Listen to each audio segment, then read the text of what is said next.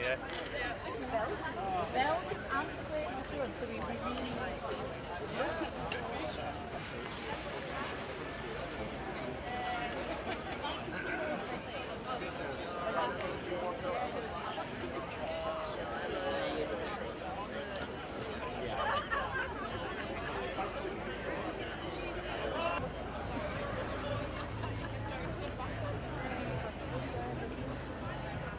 Say hey! Ho! Boris Johnson's got to go! That's what there's something about it. Workers of the world unite for the love of mankind and fight. Citizens, come gather for we bring you. You know, we stand here at the monument in Newcastle, this fantastic region. You know, it's a region with great traditions, great history, great culture, a working class region who's fought for everything we've been to achieve within the trade union movement and within communities as well. We cannot let the democratic process be blocked to defy the voice and the voices of people in our region and in the country. A week's a long time in politics. What we've seen in the past few days is unbelievable. It's an affront on democracy. It's an attempt to shut down our democratic processes, bolt the doors of Parliament. We cannot accept that. It's about the elite, the wealthy elite, the government, taking control of all our lives. And it's about, if we don't challenge it, a tin-pot dictatorship running this country in a very short space of time. We've got a challenge, we've got to fight, and we've got to fight on our hands, comrades.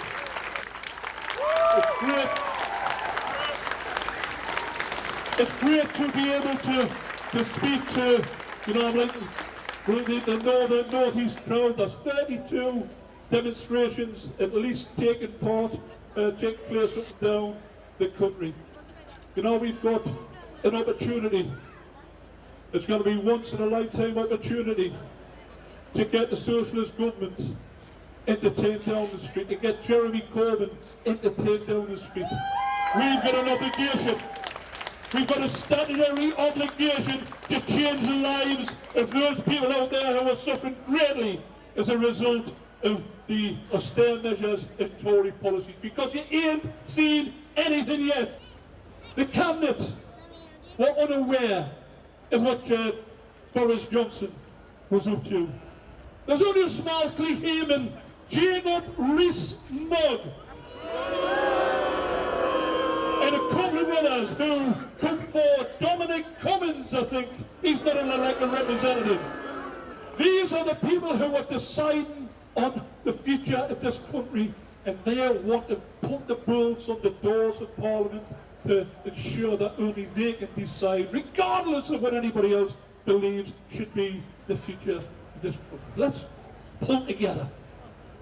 Let's pull together as we've never done before.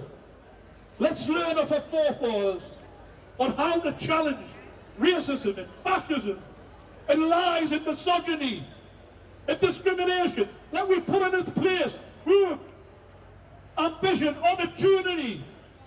Let we appeal, let we challenge, and let we demand a general election so we can deliver for the vast majority of people in this nation. Onwards and onwards.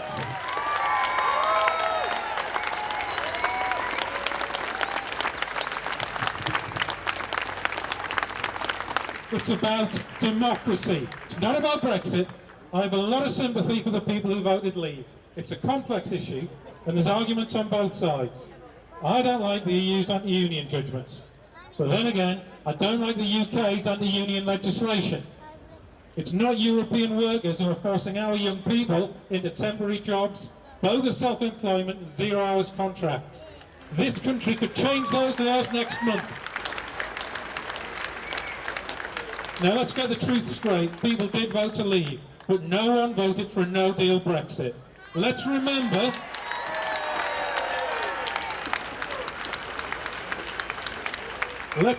what was said in the 2016 referendum. On the Andrew Marr programme, on the 8th of May 2016, Michael Gove, on behalf of the official Leave campaign, said, "There is a free trade zone." I can't do his voice. "There is a free trade zone stretching from Iceland to Turkey that all European nations have access to. After we vote to leave, we will remain in this zone." Nigel Farage said, "Well, wouldn't it be terrible if we were like Norway and Switzerland? Really? They're rich, they're happy, they're self-governing." On the 1st of November 2015, he said, "We will find ourselves part of the European Economic Area and with a free trade deal." And Boris Johnson said, "Britain will retain access to the single market. Absolutely nobody is talking about threatening our place in the single market."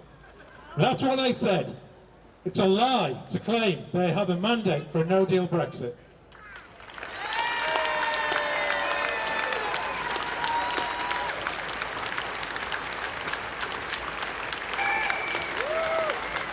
What we need is a general election to get a Labour government that will deliver these policies, because that's what the people really want.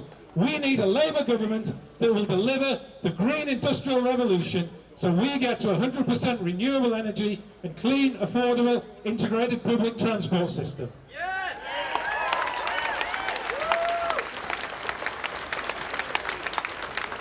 Now, I wrote to Boris Johnson asking for those powers. He made a speech in Manchester saying, "Well, I will offer those powers to any local leaders who want them."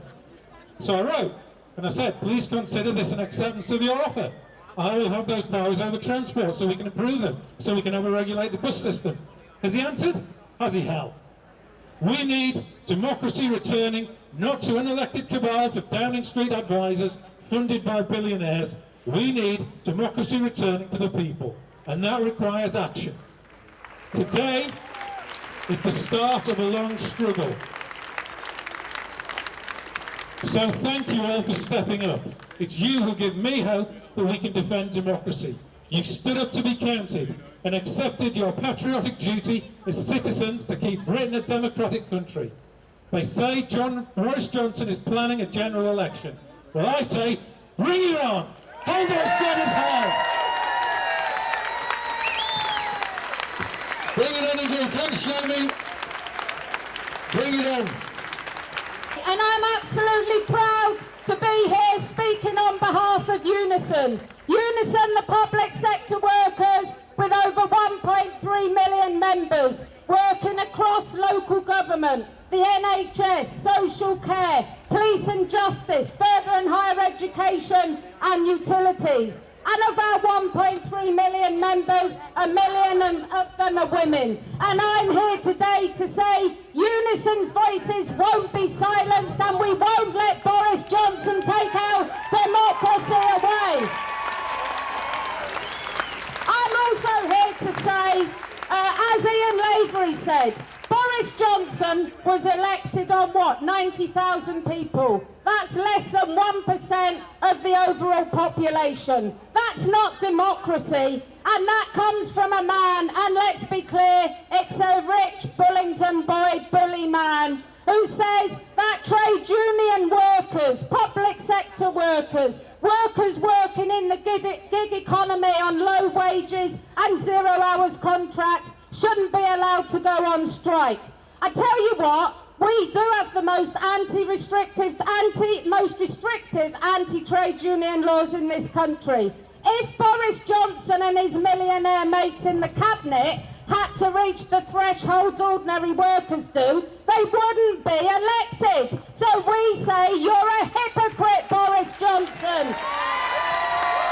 After decades of cuts, privatisation and austerity, they now see a no-deal Brexit as an unrepeatable opportunity to finish off what Thatcher started in the late 70s and the 80s.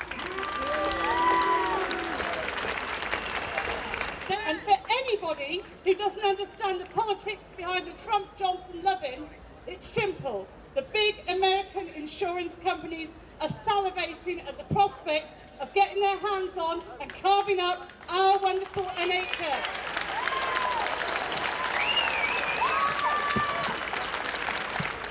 We pledge ourselves to organise as soon as possible a mass TUC and Labour Party national march and rally in London under the slogan, "Down with this Tory government," for a general election now and for a Corbyn Labour government. Thank you very much.